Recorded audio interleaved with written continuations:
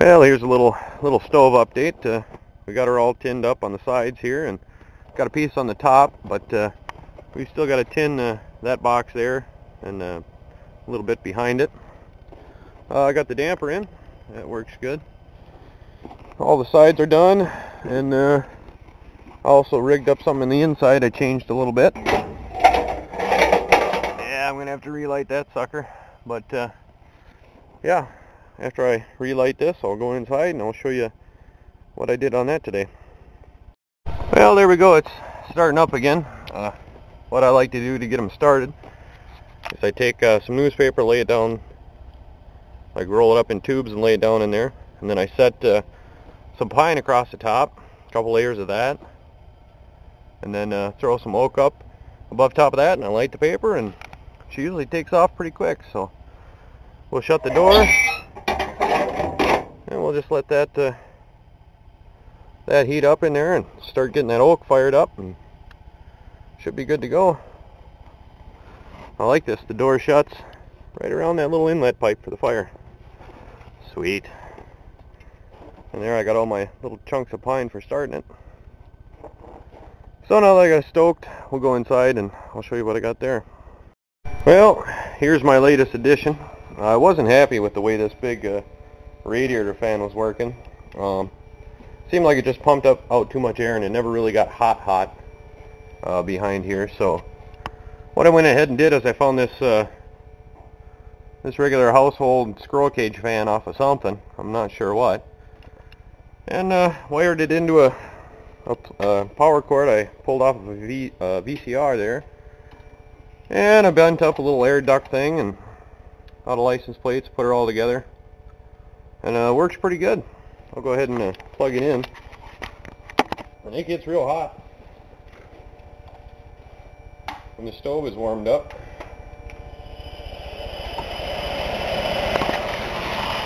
Now when the stove gets warmed up real hot, you can't even stick your hand here. You can't touch this, and really warm, good stuff. So hopefully I'll throw a little more oak on there after it gets caught a little bit, and we'll get a nice good hot fire going, and we'll have some heat. Alright, a few minutes later, and it's doing pretty good. So I'm going to go ahead and throw some bigger chunks of oak in there, and then once they go up, well, I'm going to need two hands to lift this one in. Alright, now once that piece of oak starts to catch and gets good and hot and warmed up and starts to burn, I'm going to go ahead and take and close the damper a little bit so it's not running so hot, and that ought to keep me warm for a while. Well, that fan is kind of noisy. Probably needs to be lubricated or something, but still works. Nice little hot air here. So now that that's all working and it's getting a little bit warmer in here, I can go ahead and start to clean this pigsty up. This is all the crap from my shelves. This whole box is all brand new parts.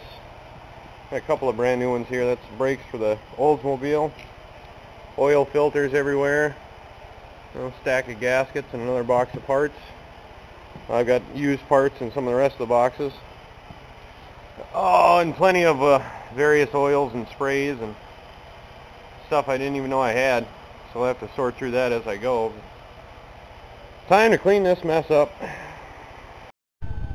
Well, I've had some people ask a little bit about the stove, so I'm going to kind of give you an overview of what we got and things we might change or would like to change. First off, we just got a 55-gallon drum. That's all it is, with a homemade door welded on it. We've got a grate on the inside, keeps the fire off the bottom of the barrel, makes it last a little bit longer. There's a hole in the top of the barrel for the chimney pipe to stick out of, and we've got where the air comes in here, which is actually just the bung of the barrel. You can buy these kits with the doors and the legs and everything for about 40-50 bucks. But keep in mind when you do those, I'm not sure if they have a draft hole in the door that they make, so make sure when you build it to put the bung on the bottom and in the front where you put the door. That way if it's not sucking enough air in, you can always open that little bung and have a nice good fire in there.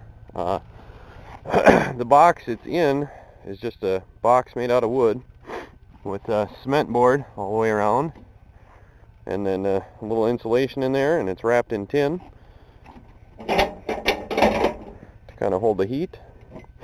We've got two holes that go in the garage. One's a place for the air to come in, which is down here, and then this other one on top where the air gets sucked out into the garage.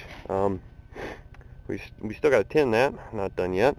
Got a homemade, yeah, that just fell out. I'll have to fix that, but it's a homemade damper that I put in there. I should go buy one, but I'm pretty cheap, so I'm not going to do it.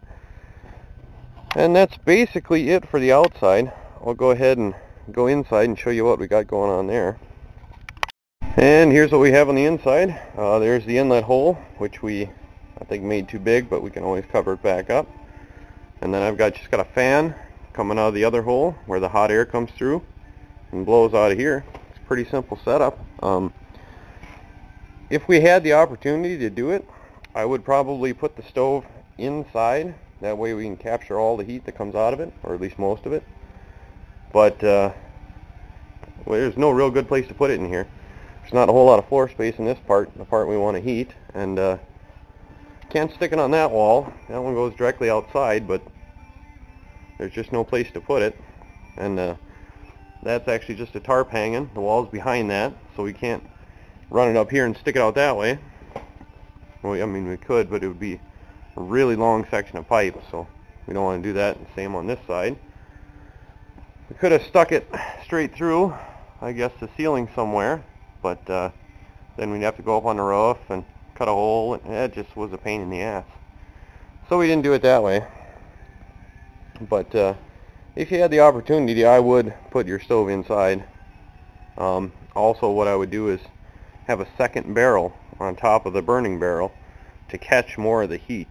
Now, that's something we may do later on, may not, I don't know. The biggest problem that we have is this place is not insulated at all. It's just got tarps hanging. So, you know, we'll get some insulation in here someday, but it's going to cost a lot of money because we got to build basically a wall behind here and a wall behind that one, and then buy a shit ton of insulation for the ceiling and all the other walls, and then seal up that door, and then it would probably get pretty warm in here. So that'll maybe be a project next year or so. Also, what we were thinking about doing is doing a boiler system since we've got it outside. That's probably another project for next year. That ought to warm it up real good. If we can do that, we will. But if you have any other questions about it, I guess just ask and I'll see what I can do. I'd like to say that I'm not a professional stove installer. I know nothing about it. This is the first one. We're just kind of experimenting with it. So, you know, it is what it is, and it does pump out heat, so we're happy with that. If it's really cold or we need to heat it up in a hurry, we can always fire up the torpedo there and knock some of the chill off in here. So I hope that helps.